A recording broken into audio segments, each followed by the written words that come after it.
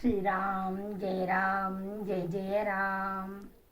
மண்ணும் நீ விண்ணும் நீ மறிகடல்கள் ஏழும் நீ எண்ணும் நீ எழுத்தும் நீ இசைத்த பண் எழுத்தும் நீ கண்ணும் நீ மணியும் நீ கண்ணிலாடும் பாவை நீ நன்னும் நீர்மை நின்ற பாதம் நன்னுமாறு அருளிடாய். சிவவாக்கியர்.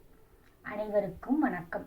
இன்றைய தலைப்பு ராவணனின் வீழ்ச்சி ஆணவத்தின் தோல்வியா தர்மத்தின் வெற்றியா? தலைப்பே பட்டிமன்ற தலைப்பு போல் மிகவும் சுவாரஸ்யமாய் இருக்கிறது. மிகப்பெரிய போரின் முடிவில் ராவணனின் அம்பால் வீழ்த்தப்பட்டு ராவணன் மாண்டான். எல்லா கதைகளிலும் காப்பியங்களிலும் நாயகர்கள் தர்மத்தின் பக்கம் நின்று ஜெயிப்பதும் வில்லன் தோற்பதும் தான் நடந்திருக்கிறது. இந்த ராவணன் மட்டும் என்ன உயர்வு? நிச்சயம் உயர்வுதான். இவனை அழிப்பதற்காகத்தான் எல்லாம் வல்ல பரம்பொருளே வேத முதற்காரணனே மானிடம் வடிவம் தாங்கி பூமிக்கு வந்தார். சாதாரண மனிதனைப் போல் மிகவும் கஷ்டப்பட்டார். தந்தையை இழந்து அரச பதவியை இழந்து நாட்டை விட்டு காட்டுக்கு போய் மனைவியை பிரிந்து மிகவும் வருந்தி நீண்டதொரு போர் புரிந்தே ராவணனை அழித்தார். ஆமாம், யார் இந்த ராவணன்? அவன் இலங்கையின் வேந்தன், குபேரனின் சகோதரன், சிறந்த சிவபக்தன், வீணை வாசிப்பதில் வல்லவன், சாம வேதத்தை கற்று உணர்ந்தவன், எல்லா வரங்களும் பெற்றவன், எல்லையில்லா சக்தி உடையவன், தன்னுடைய பெருமைக்கு ஏற்ப 10 தலைகளும் 20 கைகளும் உடையவன், வீராதி வீரன், சூராதி சூரன், முக்கோடி வாழ்நாளும் முயன்றுடைய பெருந்தவமும் முதல்வன், முன்னால் எக்கோடி யாராலும் வெளப்படா என்று கொடுத்த வரமும் ஏனை திக்கோடு உலகனைத்தும் செருக்கடந்த புய வலிமையும் உடையவனாம்.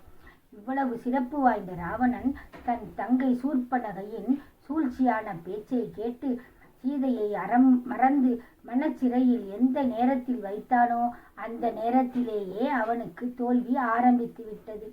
எல்லா நன்மைகளையும் கொண்ட ராவணன் பிறன்மனை வியத்தல் என்ற ஒரு தீமையை யோசித்ததால் பெரும் தீங்கை சந்தித்தான்.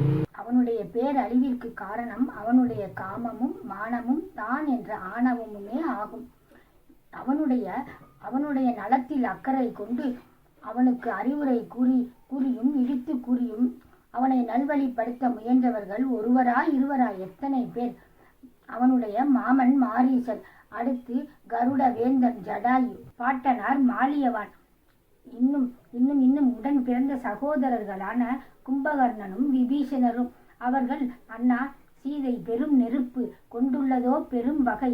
இதனால் நீ மட்டுமல்ல, நம் குலமும் நம் பெரும் படையும் அழிந்துவிடும். நீ கேட்ட தவறான வரத்தால் இறைவனே இங்கு மானுடராய் அவதரித்திருக்கிறார்.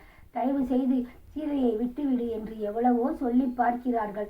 அடுத்து ஆருயிர் மகன், எல்லையில்லாத வீரமுடைய இந்திரஜித் என்ற மேகநாதன் எல்லா முடிந்தவரை போரிட்டு விட்டு கடைசியில், அப்பா, இது பெரும் வகை.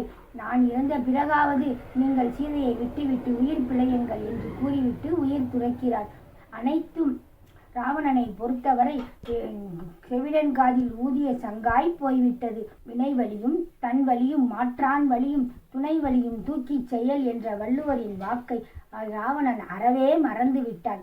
கள்ளும் காமமும் ஒரே இயல்புடையவை. இரண்டும் தன்னை விரும்பியவரின் அறிவை முதலில் கெடுக்கும், பிறகு உயிரை எடுத்துவிடும். இதுதான் ராவணனின் வாழ்வில் நடந்தது. இன்னொரு பக்கம் பார்ப்போம். தர்மத்தின் வாழ்வு தன்னை சூது கவ்வும், இறுதியில் தர்மமே வெல்லும்.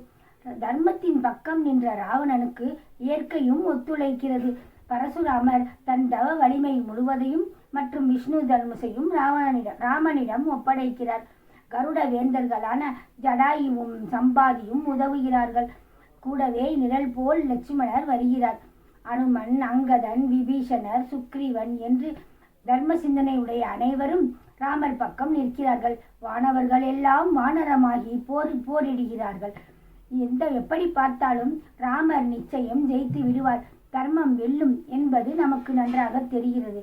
ஆனால் இந்த ராவணன் தன் ஆசையை, தன் அகங்காரத்தை, தன் ஆணவத்தை, தன் செருக்கை விட்டு எந்த நிமிடம் சீதையை ராமனிடம் ஒப்படைத்திருந்தாலும் போர் முடிந்திருக்கும். அவனது உயிராவது தப்பி இருக்கும். அவன் விதி அவனை விடவில்லை.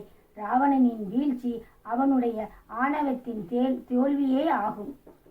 ஸ்ரீராம் ஜெய ராம் ஜெய ஜெய ராம். நன்றி, வணக்கம்.